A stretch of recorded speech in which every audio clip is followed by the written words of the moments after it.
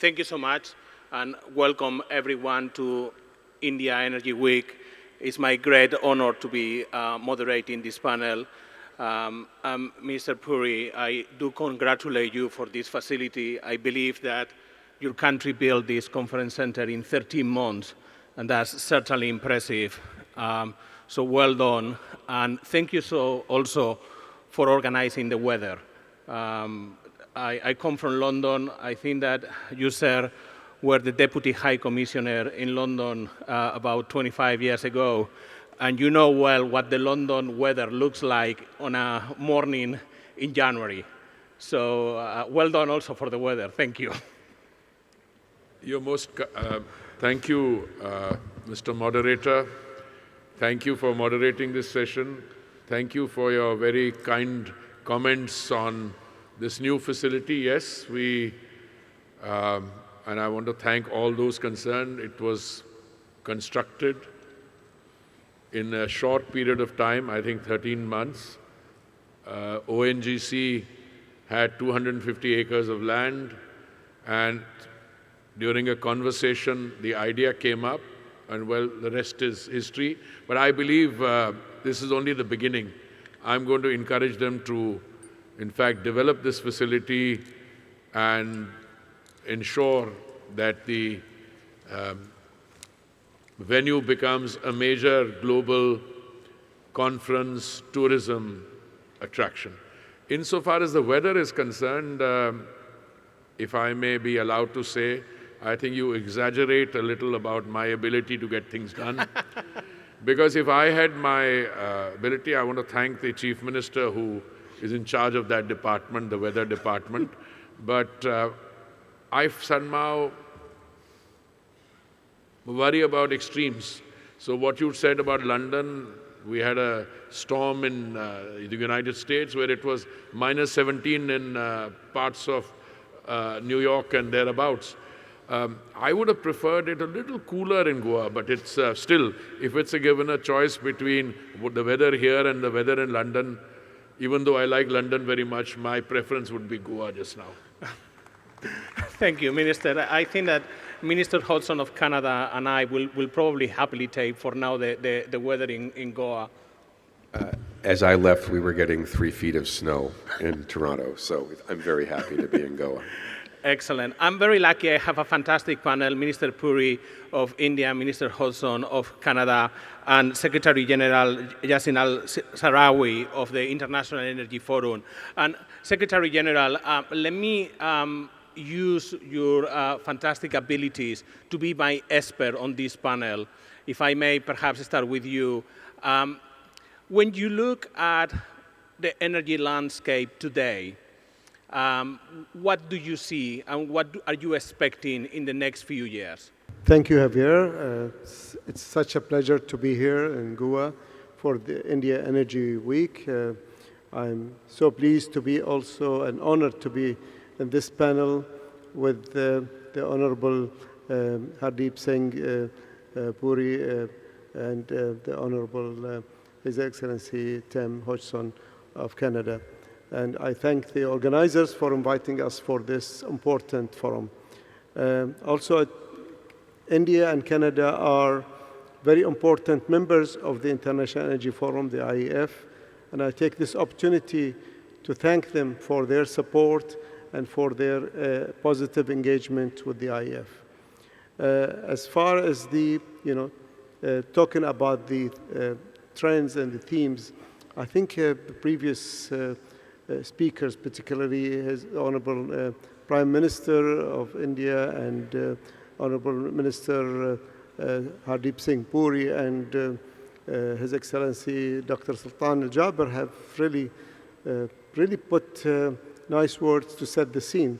But if I would like to add my perspectives, let me first just introduce by talking about the energy trilemma, which is the energy security, energy affordability and equity, and sustainability.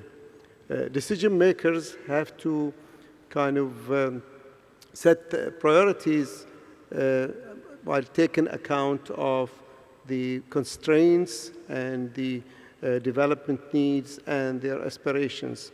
At the moment, the pillar of energy security is taking more attention and becoming on the top of the agenda.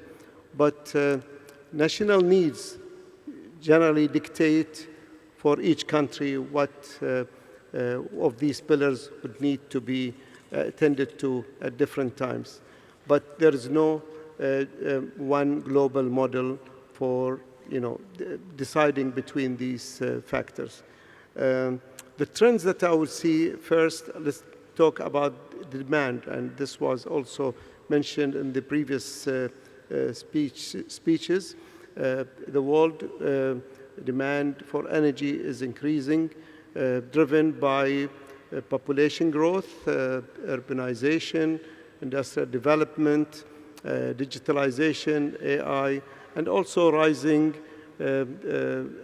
standard of living. Energy is the engine for economic development and progress and social progress as well. So the world would need all forms of energies, and we need to ensure that we have all sources of energies, all sources of technologies and innovative technologies in order to deliver energy to meet the needs of the world, and also do it efficiently and while reducing the impact on the environment and meeting the climate challenges. When we talk about the second theme, we'll talk about the energy mix.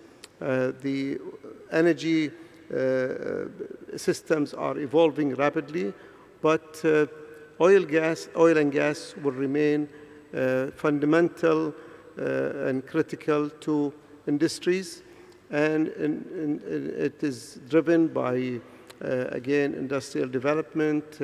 It's used in many sectors like transport, industry, even when we talked about air conditioning, as mentioned by Dr. Sultan Jaber, and for heating. But it is also very importantly used as feedstock for petrochemicals, which are used in for products in every everyday life and modern requirements. But also when we produce and consume oil and gas, we have to ensure that we reduce its impact on the environment and also reduce emission and manage decarbonization.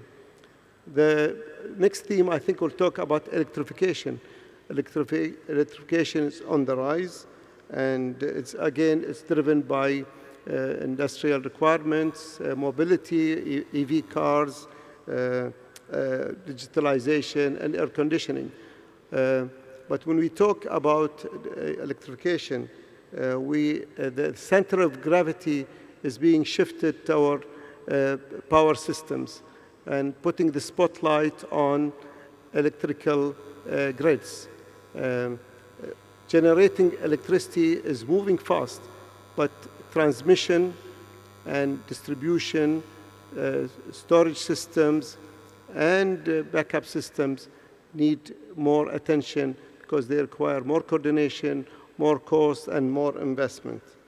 In order not to avoid having the electrical grid infrastructure becomes a bottleneck, we need to ensure that we invest equally in those areas.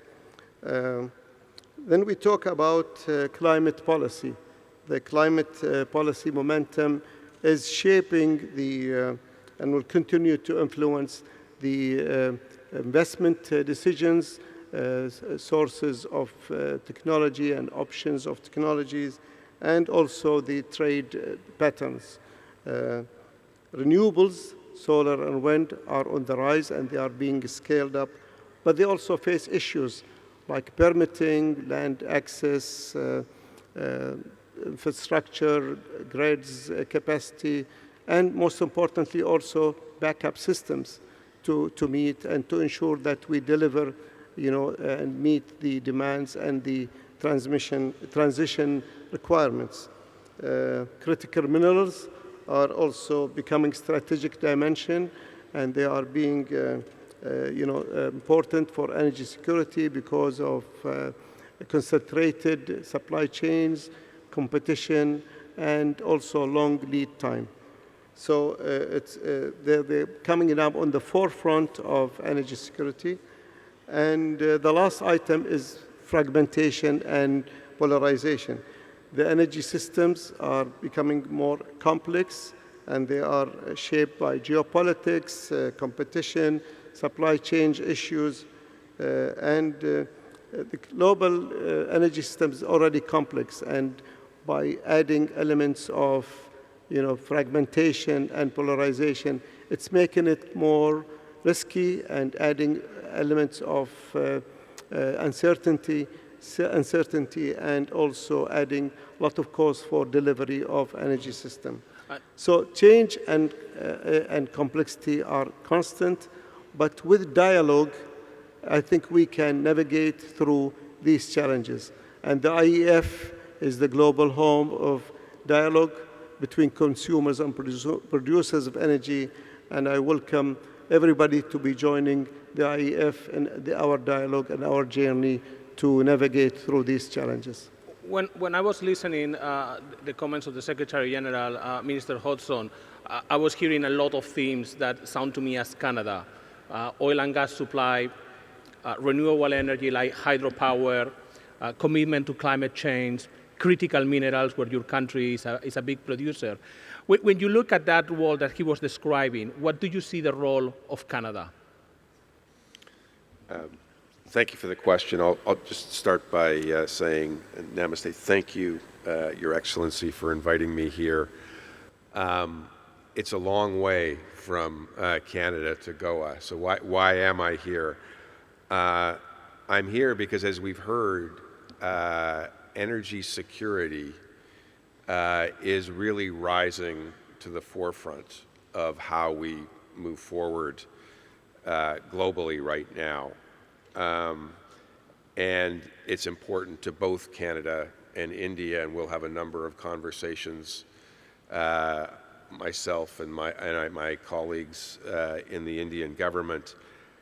And I think that what we have to understand is the backdrop. And I think many of you heard the Canadian Prime Minister in Davos last week, and he had some tough words. But he spoke truth. He spoke what is actually happening in the world today. And what is happening in the world today is not a gradual economic transition. It is a rupture. It is a rupture in the way the global trading system works. The rules-based order that we all have been building our economies around, one that was based on multilateralism, one that was based on free trade, the hegemons of the world have decided that's not the way the world's going to work anymore. They've decided the world will work in a much more mercantilist way. So what does that mean? I don't need to tell India what it means when people use their economic integration with your country for coercion. I don't need to tell you what it means when hegemons use tariffs as leverage. It is a changing world we live in, and energy is at the center of that. I'm here because, like you, the way to resist that change is to build multilateral relationships and to double down on diversification of supplies. What you just did with the EU signing the mother of all deals was a perfect example of how to say, no, we're not going to live in a world where might makes right. We're not going to live in a world where the strongest put tariffs on everyone else. We're going to live in a world where we believe in free trade, where we believe in trusted relationships. in Canada, we are one of the largest energy producers in the world. As was said, we are the, in terms of critical minerals, to power your energy transition, you need access to critical minerals. You've built a $4 billion fund to help bring those resources here so you can be the leader in clean energy you want to be. Canada is a great supplier of those critical minerals, and we'll be talking about that. And a number of our companies are here at this conference to both help you develop your own critical minerals, but where we have ones to share to help you with energy transition, we will be doing that. I think, Your Excellency, you talked about LNG becoming 15% of your energy mix. What I hear when I visit places like London or Germany, I hear very clearly, hey, we made a mistake. We relied on one supplier for natural gas, and that was a very strategic blunder. We can never let that happen again. We need to diversify our supply. Canada used to provide 98% of its energy to one customer. We are committed to diversifying our supply. We see the opportunity to work with India, as was said, to the fastest growing demand for energy in the world will be in India, whether it's LNG, LPG, uranium, where we have the world's largest supplies of uranium, whether it's oil. We're now building pipelines to the West Coast. We have 3 pipelines built. We are looking at building more. That is because we believe the world we want to live in is one where we're going to trade with everyone.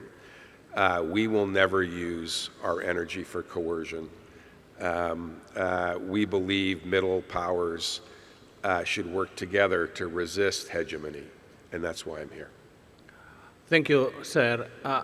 Mr. Puri, you bring a fantastic angle to this discussion because you spent nearly 4 decades in the foreign service in India with very distinguished positions in London, Brazil, United Nations. And you have been Minister of Petroleum for nearly 5 years in a very volatile world. So bringing that lens of your previous experience as a diplomat and your new lens as a minister in the energy arena, what do you see today and how do you navigate that new landscape that you have in front? Thank you very much, Mr. Moderator. Yes, I spent 39 years in the Foreign Service as a diplomat. I also spent 4 years after that international think tanking, and now this is my 9th year in the Council of Ministers. But I think one of the more defining lessons for me was as a student of history. You know, I study continuity and change as a discipline. And I genuinely believe that whenever you are faced with a challenge, there is also an opportunity. And I want to steer away from characterizing the global turbulence. There is turbulence. I mean, anyone who tells you there's no turbulence, I think lives in a fairy, Alice in Cuckoo Land kind of situation. There is turbulence. Did we create the turbulence? The answer is no. But we have a set of circumstances which are unfolding. Somebody is dealing the cards, a number of people are dealing the cards, and we have to adapt. Now, for a country like India, I think it's not just a negotiating strategy. I mean, I may honestly tell you that it's a survival. If we don't have energy, energy is the lifeline of an economy, lifeline of an economy.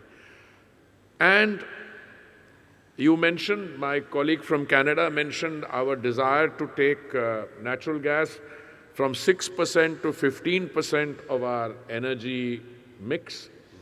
Yes, we very much want to do it. We have made efforts, but I'm sorry, I must make this confession that we are still closer to the 6 than to the 15. So there is an opportunity here. And that opportunity presents itself in a number of ways. And I think that's why gatherings like this have a very important role to play. Many of my friends in the media, I used to also write columns, and I also think in my spare time and retirement I'll become a journalist again. Sometimes I'm not referring to you, I'm referring to the other guys. They refuse to see the extent to which we have been able to navigate. If we today have reached a situation where, in spite of all the turbulence, we have no shortage of energy supplies in the world. I think we are very clear. You may have problems with supply chains. You have more and more energy coming onto the global market. On that, there's no doubt. And we have to avoid making the mistakes which romantic academics do. Love for the private sector. I love the private sector. I started my life in the private sector. But there's something, state also has to step in to do the responsibility. I'll give you one example to illustrate what I'm saying, if you permit. Sometime in the year 1976 or so, there was a bright economist, I think in Shell, who made a prediction that oil, you know that, you're smiling already, oil will be done by the year 2000. Now, a lot of people who write columns and pink papers, etc., they come, oh, this has happened, that has happened, etc., and they actually made investment decisions based on that prediction. My view as somebody I like to think that I am more grounded, anybody gives you a prescription, test it out. Test it out. A few months ago, not few months ago, little more than a few months ago, if anybody was saying that you would have the privilege of hosting 3 Canadian ministers in a short period of time, I wouldn't have believed him. Because our discourse was on something completely, again, I don't want to get into it. There was something,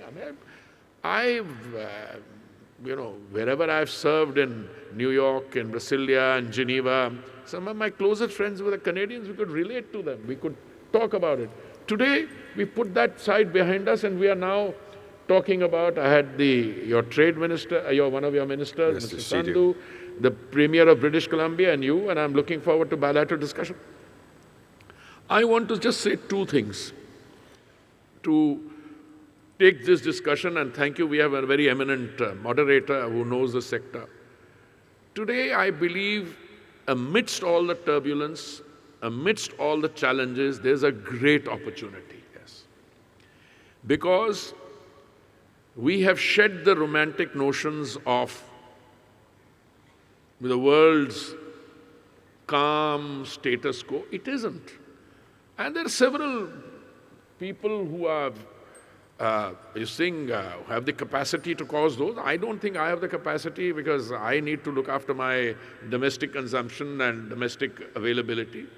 But we have also learned that we will navigate through this. And we will navigate to make the world, in terms of the energy component of economic growth, much more resilient, predictable, which will come through adaptation. And I think that is something taking place. Today, I believe that the transition which is taking place, and Sultan Jaber, a colleague from UAE, mentioned the technology aspect of that, how newer technologies are coming in. One of you mentioned, I think, in the morning that you will have God knows how many billion new air conditioners coming up, what means one air conditioner being installed every second, and we were discussing some of the predictions you had made when we were in the assembly room. So the world is undergoing fascinating change. The global energy scenario is changing, but I feel very confident when I meet colleagues and participate in events like this, that we will not only navigate, we will take it to a very positive outcome. Minister, one way that you have navigated this landscape has been how you have diversified your sources of energy, and particularly thinking about oil. It's very different to what used to be even 5 years ago. When you look at the future, do you see kind of a comeback to business as usual, or what you used to do 5 years ago? What is your strategy of sourcing oil? No, first of all, when you talk about our situation, it is characterized by growing demand. I think that has come out in all the presentations. When I was associated with this portfolio 5 years ago nearly, our daily consumption was 5 million barrels a day. Today, it is more than 5.6 million barrels a day. And if you look at the period ahead, by 2030, it will be very much more. Okay, now, we used to import from 27 sources. Today, we are buying cargoes from 41 destinations. There was a time when our total imports of 5 million barrels a day was roughly divided between 800,000 barrels from 3 or 4 suppliers and the rest being taken up. There were some sources which were not even showing up on our statistic. They became big. Now the global's changing, all right? The good news is there is more and more and more energy coming on the global market. So I am a firm believer, and people didn't believe this a few years ago when I used to tell them, that if there is a question in your mind that you are sitting on a lot of energy, should you release it in bits and pieces? A producers grouping will want to do that. They will say, we will, I'm not saying, there were 102 million barrels. I'm not criticizing anybody. 102 million barrels was the production. It was scaled back by 5 million barrels, etc. Then other sources coming in. How much of that is affecting the price? Now more and more energy is coming on the market. The United States is a very major producer. I think 13 million barrels a day they are producing. Canada is an increasing thing, and you've got pipelines, you've got gasification. We have one of our companies, IOCL, has a major investment there. If you set up these new 6 gasification plants, we'd be able to extract bring that gas in here. Brazil, a country I'm familiar with, they used to produce 3 million barrels a day. They're producing another 140,000. Let's look at Guyana. Oh my God. It's huge. And it will be bigger when it comes. So I think more energy is coming on the market, and if we get the rest of the negotiation right, it'll be better. It's not a producers versus consumers. Countries like India are producers and consumers and exporters. I think a stable global energy market is in everyone's interest. Minister Hodgson, on that front, you are a growing oil producer. You just built, or your country just built a new pipeline to the West Coast. What role do you see of Canada supplying, particularly from that West Coast, into the growing and rapidly growing markets in Asia? Yes, so we've gone from producing about 1 million barrels a day 15 years ago to 5 million barrels today, about the amount that you use. We have the 4th largest reserves in the world. To put it into perspective, I think the U.S. has about 8 years worth of proven and probable reserves. Canada has 100 years of proven and probable reserves. We will develop that. We are in the process of expanding our pipelines today. India has just started taking its first cargoes in several of its refineries. Several of your refineries are being expanded to use a heavier slate of crude, which actually matches up perfectly with what we're doing. And the interesting thing is that slate is great for petrochemicals and great for producing plastics and EVs. So it's not just about gasoline, it's also about contributing to the energy transition. So we are working hard to diversify on LNG. We've set up our first export terminal. It's doing 12 million tons per annum. Right now, most of that gas is going to Japan, Korea, Malaysia, China, and then Shell is sending it around the world. But we've got projects in place to take that up to 50 million tons per annum over the next 5 or 6 years. And so there's a tremendous opportunity for us to help you meet some of your need. And then LPG is the other opportunity where you talked about connecting 380 million homes and clean cooking. We're setting up our first terminals. They will be, well, our first ones are in operation. We've got another one coming on this summer, and we've got more coming after that. So I think we can be a good and reliable supplier to India. I want to thank, can I just come in Please. for a minute? You know, I hear you, that's been exactly our assessment, and I think you're fortifying that, and when you have your bilateral discussions here, I think some of this can be followed up. But I'm also very interested in highlighting another area where cooperation between countries such as ours, including the UAE, including many friends in the Arab world, etc., it's going beyond traditional fossil fuel and derivative engagement. I mean, critical minerals is an area where there's tremendous scope, I think.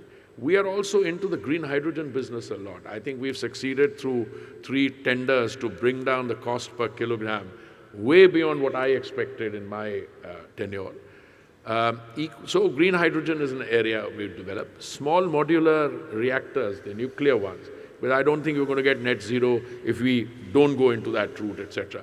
And all these areas, I believe, there's enough scope for cooperation, and that's what makes a platform like this, which is not just energy in the traditional. I mean, you have fossil fuel, you have renewables, and you have the SMRs, you have green hydrogen. In fact, we have got some of these on display also. We're building the first 4 SMRs right now outside of Toronto. That's creating a supply chain for those types of, they're smaller, you can put them in smaller load centers, and we're very excited to talk to you about that. Equally, yeah. And bioenergy is another area that India, I mean, you are a powerhouse in agriculture. And No, biomass, I mean, we didn't touch on sustainable aviation fuel, but let me just say that we've gone from 1.5% mixing of ethanol in the basic feed, which is available at our pumps. We had a target of 10% by November 22. We did it 5 months in advance. We had a target of 20% biofuel blending till 2030. We did that 6 years in advance. So because of the biomass, you're moving very fast. Sustainable aviation fuel, with or without the European Union mandates coming in over a period of time, we've already started applying our minds there, and I think there's a tremendous scope for both cooperation and investment in sustainable aviation fuels. Minister, at times from outside, we think about Indian energy mostly as a big consumer, and we forget that you are a big producer. And I was very interested in listening the presentation of Prime Minister, your ambitions to try to do more in finding oil, going offshore. Can you speak a bit of that and why you are doing this? No, for a very simple reason. If you look at our sedimentary basin, 3.5 million square kilometers, if you look at where we are situated in the Andaman, I mean, you go there, that is Indonesia, you've got Myanmar there. I mean, there is oil. Every time they spud a well, they find something. Now, it's a question. I mean, you know what happened in Guyana? 46 wells, each costing $1 million or so? Even more? Yeah. $100 million? 100 million. 100 million, I mean, I was provoking you. So, look, 46 wells you dig, you don't find, in the 47th you find it. Now, our Prime Minister's vision and what he has said clearly, that's why we have this mission called Samudram Manthan. I think he indicated $100 billion to be spent there. And his brief to us is, look, this is yours, spend the money, find it. Look, because we will need it for a long time. If you had listened to all those very brilliant economists many years ago, it's phasing out, etc., you know what would have happened? Yeah. You can't undertake a journey without having the ability to undertake it. the investment would have gone down, would have gone down there in the existing fuel sources. You were not ready with the alternate, so now we have to do both. So we will do E&P, but the fact is, we are very large importers, both of cylinder gas, of LPG, of natural gas, and crude, but we are also very major refiner. I mean, I heard the Prime Minister say that we were going to be the largest refiner in the world. I draw inspiration No from pressure. it. No pressure. I didn't say pressure, I draw inspiration. So, the point is we are at 260 million metric tons per annum. We have already got capacity and already installed and ready for 320, and we are talking about 400, 450, etc. Now, the world is going to change. I mean, a lot of those teapot refineries, smaller ones, will no longer be viable. You'll have major refining centers. And you have countries like Canada, the UAE, I mean, I'm just mentioning because we are dealing with them just now, that scope for cooperation is immense. I am so lucky that you decided to stay in the public sector and in politics and not going into journalism and writing columns, because I will be out of the job. So you just stay here. I am always believing that you keep even if you're in public sector, you should write occasionally. And you should challenge woolly-headed, you provide, sense of direction. That's all right. But a lot of my other friends turn around and get up in the morning and write a column. When you say that, this is how it really is, then they look the other way. So, not that we get it right all the time. In fact, this is what democracy is all about. If people like the minister and I make a mistake, the democratic process will throw that back at us and show us the mirror and say, but if we have been able to navigate and reach this point, there's something we must have been doing right. I appreciate your words, Minister. We have only 3-4 minutes left, but I want to touch upon an area that you both have mentioned, and it's critical minerals. And if I can briefly bring the Secretary General to provide some, because this is an area that, often there is complaints about the data in oil and gas is lacking, that we don't know what supply is, we disagree about the demand. When one looks at critical minerals, it's just almost like driving at night blindfolded in a road that you have never been, because we barely have any good data. So, Secretary General, what can we do to improve that data? Thank you. Yeah, we are truly a believer in importance of data, and data leads to better decisions, and they reduce uncertainty. We have been the custodian of the Joint Organization Data Initiative, JODI, and we have last year celebrated 20 years of JODI oil, and since 2014 we have been also providing data on natural gas. We are at the IEF looking to expand JODI, and we are exploring the possibility of adding other matrices like sustainability, and also could be critical minerals, because like you mentioned, it's an area that lacks data. But we are working with our partners. We work now with 7 international bodies like the UN, the Eurasia, APEC and Asia Pacific, OLADI in Latin America, and the OPEC and the IEA and the Gas Exporting Countries Forum. And we are looking to expand with other organizations like IRENA and other organizations in order to partner to improve the data availability to the energy arena.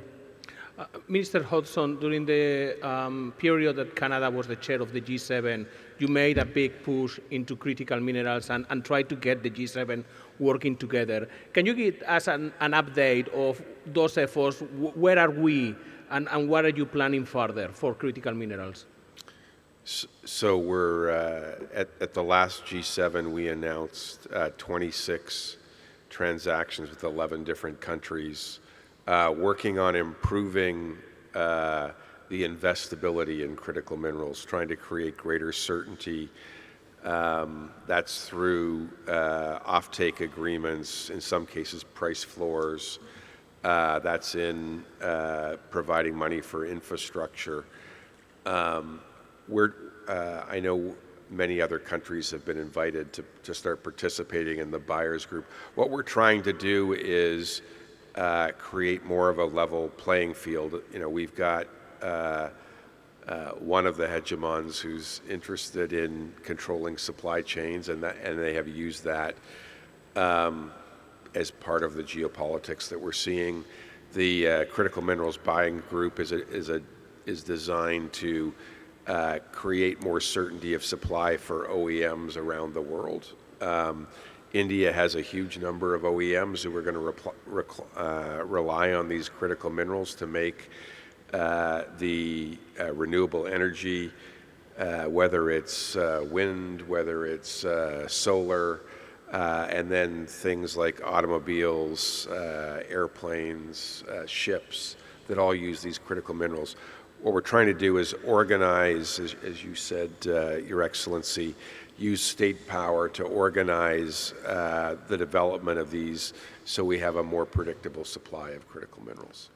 And there'll be more announcements coming at PDAC in March. My last question, Minister Puri. You think that we are back here in 4 years, 2030, back in Goa, this magnificent auditorium. What do you hope to see by then? No, I want everybody to keep coming back to Goa, whether for IEW or otherwise, okay? No, I think 2030 is a very critical juncture, because much of what we do in terms of our planning, which we started many years ago, we started setting 2030 as a point at which we will achieve something. Like, for instance, my green hydrogen targets, when we started that, about 4 or 5 years ago, we said 2030 we want to do this. Everything else 2030. Look, with more and more energy becoming available, with the technology making the transition easier. My colleague from Canada just spoke about critical minerals. Look, I am a cynic at the best of times, but I believe that the critical mineral story has just really started. That in India, we've opened it up to the private sector, we are looking for international cooperation, etc., etc., etc. But let's not overdo it. Somebody was quoting you this morning at a time when, this critical minerals, electric vehicles business was saying, but at that stage, the consumption on gasoline was going up. And they said, you had written the story. Now, my point is, I don't think 2030 will mark a shift as decisive away from one from the other. You'll have more of everything, except that the green transition will have become more pronounced, and that the avenues for cooperation, both in terms of traditional energy, new renewables, and the newer, greener energy, etc. And here 4 SMRs, and what we are trying to do is that, because at the end of the day, look, the decarbonization or the net zero things haven't changed. In fact, if anything, there's more compelling need for that. And I think you'll have to do SMR to get your net zero. I mean, we spent a lot of political capital on this many years ago, but due to developments elsewhere, accidents and so on, the whole international industry lost enthusiasm. So I'm very hopeful, not only of seeing you in Goa in 2030 or other parts of India, but I'm also very hopeful that that time some of the anxiety which we have now will be past us, and we'll be concentrating on really moving the energy security, energy transition thing in a more robust way. Well, Minister, if you allow me, we'll repeat what we did this year, a few days in Delhi, and then we'll come to Goa and enjoy again the weather. I could speak for hours with this fantastic panel, but this is all the time that we have. So all what I need to do now is please asking you to join me to thank my panelists for their time. Thank you so much.